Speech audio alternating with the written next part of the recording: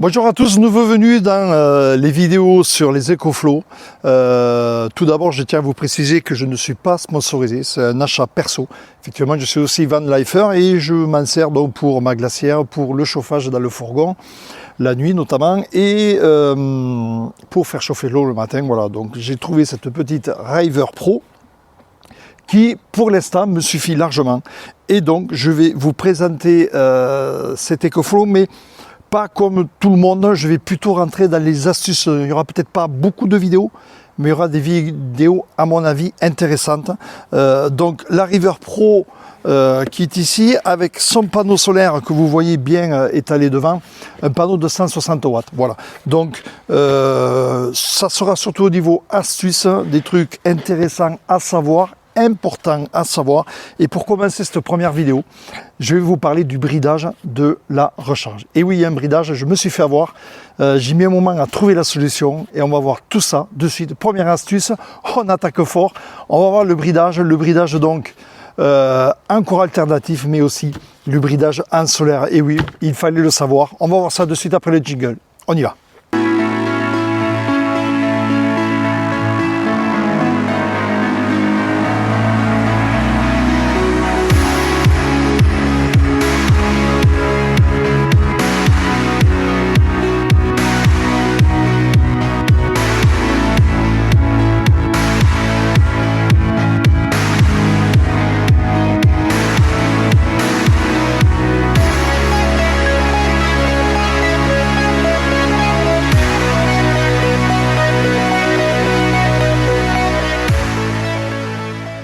Donc, comment accéder à ce paramétrage? Donc là, vous voyez, je suis sur mon EcoFlow. Je clique ici en haut sur la roue crantée et comme vous pouvez le voir, j'ai plein de paramétrages. Et donc, la charge lente, elle est ici. Elle s'active là et à partir de là, vous baisserez aussi en charge solaire. Il fallait le savoir.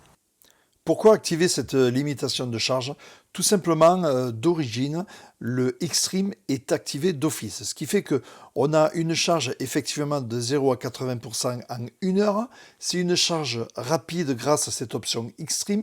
On va charger environ à 600 watts. Ce qui est quand même énorme au niveau du transfo. Lui, il va commencer à chauffer et le ventilateur interne de l'EcoFlow va démarrer. Donc si on est à côté, ça peut déranger. Le fait de limiter cette charge à 200 watts à peu près, le ventilateur ne va pas se mettre en route et déjà c'est beaucoup plus confortable pour nous. Voilà, comme vous pouvez le voir, donc je suis sur mon application sur mon téléphone et vous pouvez voir que là je suis à 126 watts de recharge et donc si je passe en charge lente, eh bien, ça joue aussi sur la recharge solaire. Regardez, je suis descendu, le temps que ça s'équilibre, on attend un petit peu. Et je vais remonter à 107, 109 et des poussières. Comme vous pouvez le voir, je suis remonté à 107, le temps que ça s'équilibre. Voilà. Et ça se limite à 107. Je suis en plein soleil, c'est pareil.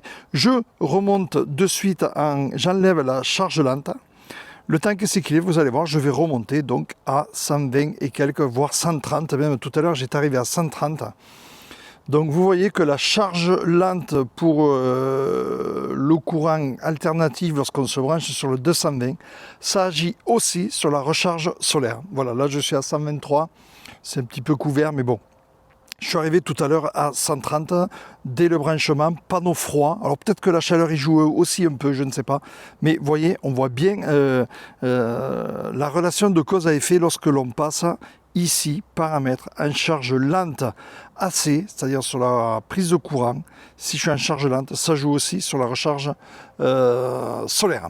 Voilà, vous avez vu cette histoire de bridage, vous voyez, c'est pas grand chose, mais c'est important, j'ai mis un moment à comprendre, j'étais toujours, même en plein soleil comme aujourd'hui, j'étais toujours bridé à 107 watts, je ne comprenais pas. Grâce au forum EcoFlow France, on m'a donné une solution, je ne sais plus qui c'est d'ailleurs, on m'a donné cette solution, j'ai testé devant vous et ça marche nickel. Donc le bridage en AC marche aussi avec le bridage solaire. Voilà, il fallait le savoir, maintenant vous le savez.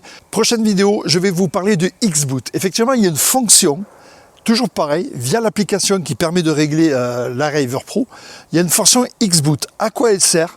Ben vous verrez ça à la prochaine vidéo. Rendez-vous donc, n'oubliez pas bien sûr, vous vous abonnez, vous activez la cloche des notifications, comme ça vous serez au courant quand je mettrai cette vidéo en ligne et on verra donc cette option X-Boot hyper importante.